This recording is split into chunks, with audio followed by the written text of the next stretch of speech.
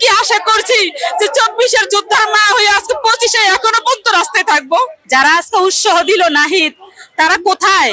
হাসনাত আব্দুল্লাহ, সারজিদ আলম, তারা আজকে কোথায়? আমাদের ছেলের উপরে দাঁড়িয়ে, রক্তের উপরে দাঁড়িয়ে দেশ স্বাধীন হলো, তারা আজকে বৈষম্যের জন্য এত কিছু করলো, তারা কোথায়? আজকে আমি মা, আজকে এর জন্য এলাকায় নামছি। আমি এলাকা প্রশাসনকে জানাই, সবার কাছে জানাই, এবং কি আমি মিথ্যা মামলায় হয়রান হচ্ছি। আমি একটা মিথ্যা মামলায় হয়রান হচ্ছি। আমার বাড়িতে ভাঙচুর করলো, আমার বাড়িতে সবকিছু করলো, আওয়ামী লীগের দোষরা ভাঙচুর করলো। আজকে আমার ছেলেদের নিয়ে কিন্তু আমি এখনো সমস্যা ভুক্তভোগী আছি। ওয়ালটন এখন দেশের সীমানা পেরিয়ে পৌঁছে গিয়েছে 50টিরও বেশি দেশে। ওয়ালটন, ঘরে ঘরে বিশ্বজুড়ে। আমি একজন মা, ভুক্তভোগী।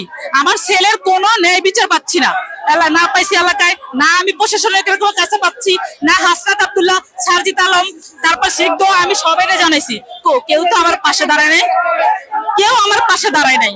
আমি কিন্তু আমি আজকে কয়েকটা মাস ধরে মিথ্যা মামলার জন্য আমি দাঁড়ে দাঁড়ে যাচ্ছি। আমার ছেলে তো এই রক্তের বিনিময়ে তো টাকা চাচ্ছে না, এই রক্ত দেশের জন্য দিয়েছে, এই রক্ত দেশের ভাই বোনের জন্য দিয়েছে, বিনিময়ে একটা চাকরি চাইছে। ডক্টর ইউনূস সাহেব, স্যার, আপনি আমাদের যে ছেলেরা আছে, যার যে যোগ্যতা অনুসারে আপনি একটা চাকরি দিয়ে দেন, যার যেই যে আমরা মিথ্যা মামলায় হয়রানি হচ্ছি, আপনি দেখেন, আপনি লোকপ্রধান এলাকায় লোকপ্রধান তদন্ত করেন যে আসলে কি আমরা কি আওয়ামী লীগের দোষর ছিলাম নাকি। আজকে দেশের জন্য রক্ত দিয়ে আমার ছেলে ঘরেও থাকতে পারে না। আমি মা, আমি ঘরের ভিতর ভয়ে রয়েছি। আমার ছেলে পলাতক ছিল, আমার ছেলের আমি জুলাইয়ের 25 তারিখে দেশের বাহির আমার দেশে পাঠিয়ে দেই। কেন? যারা আজকে যারা ঘরের থেকে বাড়ি করলো, তারা কোথায় ছিল? আমি জুলাই ছেলে আসতেছি, জুলাই ফাউন্ডেশন আসতেছি, তারা কোথায়?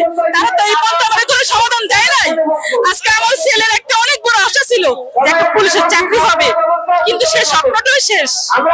আজকে ছেলে ঘরে বসে ধুকে ভুগতেছে। কেন? আমি বলতে চাই ডক্টর ইউনূসের কাছে যে আমি একজন অসহায় মা, আমার ছেলের বাবা নাই, আমি আজকে স্বামী হারা, কিন্তু আমি কি অসহায় জীবন যাপন করতেছি, তো আমার কাছে তো কেউ যায় নাই। সেই নাহিদ কোথায়? নাহিদ কি এই মায়ের আর্তনা দেখে না? নাহিদ কি পর্যন্ত গেছে যে আজকে দেখি মিরাজের আম্মুর কি অবস্থা, মিরাজের আম্মু কি করতেছে? সে তো আমাদের মা, সে তো বিধবা মহিলা, তার তো 2টা বাচ্চা আছে। নারায়ণগঞ্জের অবস্থা কে না জানে? পুরো বিশ্ব জানে নারায়ণগঞ্জের অবস্থা। আজকে নারায়ণগঞ্জের অবস্থা সবাই জানে। স্বামী মুসলমান দলবল জুলাইয়ের 19 তারিখে যেভাবে মানুষ মারছে, আমার ছেলের বুকের উপর দাঁড়াইয়া গুলি করছে। আমার ছেলে তো বাঁচার কথা ছিল না, আল্লাহ চাইছে তাই আমার ছেলে আমার বুকে ফেরত আইছে। হসপিটালে কিন্তু রাখে নাই, তখন কিন্তু হসপিটালে রাখে নাই, বারান্দার থেকে বের করে দেওয়া হয়েছে, তখন কিন্তু এলাকাতে সেরাই করা হয়েছে। কোথায় সেই নাহিদ? কোথায় যারা যারা এত আশ্বাস দিল, যারা বললো যে মায়ের সন্তানকে দেখবে? ভাই, তোমাদের রক্তে আমরা এত কিছু পাইছি, দেশ পাইছি, দেশ স্বাধীন। কই? দেশ তো স্বাধীন হয় নাই, এখনো স্বাধীন হয় নাই,